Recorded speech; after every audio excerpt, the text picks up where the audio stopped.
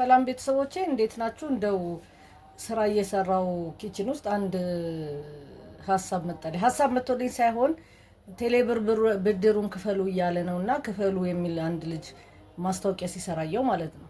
አንደኛ በጣም ልናስበው የሚገባ ብድር ከተበደርም የሚከፈል ነው፣ በነፃ የሚሰጥህ የለም።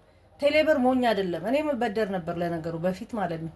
በጣም ነው እንዲከፈል ጊዜያቸውን ጠብቀው ይጨቀጭቃሉ። ረሳሁት ማለት አይቻልም። በመጀመሪያ አውቶማቲካሊ ይሄ 127 ትደውላለች። ስታነሳው አንዳንድ መልእክቶችም ስለሚመጣ ታነሳዋለ። የቴሌብር የመክፈያው ጊዜ ገደብ አልፏልና እባክዎት ይክፈሉ። ይሄንን ቢያንስ ለ2 ሳምንት ለ3 ሳምንት ትላለች።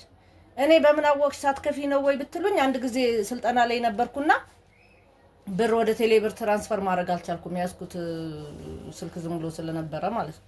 ከዛ በኋላ ደግሞ እንደገና ሜሴጅ በየጊዜው ይመጣል ማለት ነው። እና እንዴት ነው ረሳ ነው የምንለው? ላለመክፈል ዝም ብሎ መንገድ ላይ የሚታደል መስሎን ካልሆነ ደግሞ በጣም ነው ወለዱ ብዙ። በጣም ከባንክ ቤት ጋር ተሳስረው ነው። በነገራችን ላይ ንግድ ባንክና ማነው ዳሽን ነው መሰለኝ፣ ዳሽን or ንግድ ባንክ ሁለቱ ናቸው ያሉት። ስለዚህ ምንድነው ተበድሮ ነው የሚያበድራችሁ፣ ብዙ ብር ነው፣ በየቀኑ ነው ወለዱ የሚጨምረው። ስለዚህ አንደኛ በጣም ሳይቸግረን መበደር የለብንም። በጣም ኤርጀንትሊ ግን ስለሚደርስ ልንጠቀመው ከሌላው ይልቅ ማለት ነው ልንጠቀም እንችላለን፣ ግን ወዲያው መክፈል መቻል አለብን። ስለዚህ ፍርድ ቤት ለምሳሌ ምንድነው የሚጠይቀው? ብድሩን እንኳን አንኮሌክተብል ብሎ ቴሌ የማይሰበሰብ ቢል እንኳን በታክስ ህጉ አልቀበለው። ምክንያቱም ምን አድርገሃል? ይሄንን ለማስመለስ የማይሰበሰብ ዴብት ተብሎ የማይሰበሰብ እዳ ተብሎ ለማስመለስ ለመቀበል እንደ ኤክስፔንስ እንዲያዝላቸው ምን አድርገሃል ይላል። እነዚህ ማስረጃዎቹ ስለሆኑ ነው ቴሌ እየሄደ ያለው ማለት ነው። መጀመሪያ ይደውላል፣ ሜሴጅ ይልካል። ከዛ በኋላ ደግሞ እንደገና ፍርድ ቤት አሁን ያቀርባቸዋል። ከዛ በኋላ ነው እሱ በጣም ብዙ ሚሊዮን ብር ነው የሰጠው ለህዝቡ። ስለዚህ እሱን ደግሞ ክፈልበት ገቢ አግኝተሃል ብሎ ገቢዎች እንዳይጠይቀው አንኮሌክተብል ደብት ተብሎ ወይም ደግሞ የማይሰበሰብ እዳ ተብሎ ለማስያዝ ስቴፑን እየሄደባችሁ ነው። እና ጥንቃቄ አድርጉ፣ ብትከፍሉ ነው የሚያዋጣው ብዬ ነው ሀሳብ የምሰጠው። እዚህ ጋር ልጨምርላችሁ የምፈልገው ምንድነው፣ ቴሌ ከሚከፍለው ግብር ለምሳሌ ስራ ነው የሰራው አንዱ ከስራዎቹ መሀል አንዱ ብር አበድሮ ኢንተረስት ያገኛል። ኢንተረስት ኢንካም መክፈል ነው። ኢንተረስት ገቢ ሲያገኝ ታክስ ይከፍልበታል።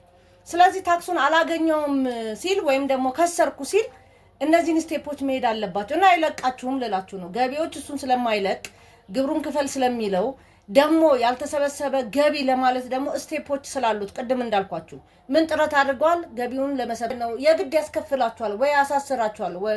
የፍትሐ ብሔሩ ወደ እንትን ይመጣል። አሁን ቀለል አድርገው ቲክቶክ ላይ ምንድነው ያየሁት? ካለ ትከፍላለህ፣ ከሌላ አትከፍልም። እራሱን ለማዳን እኮ ነው። ቴሌ ህጉን ተከትሎ ብድር ሰጠ አልተሰበሰበም። በቢዝነስ ላይ እንደዚህ አይነት ነገር ይከሰታል። ሽያጭ ሸጠህ እንኳን ላይመለስ ይችላል።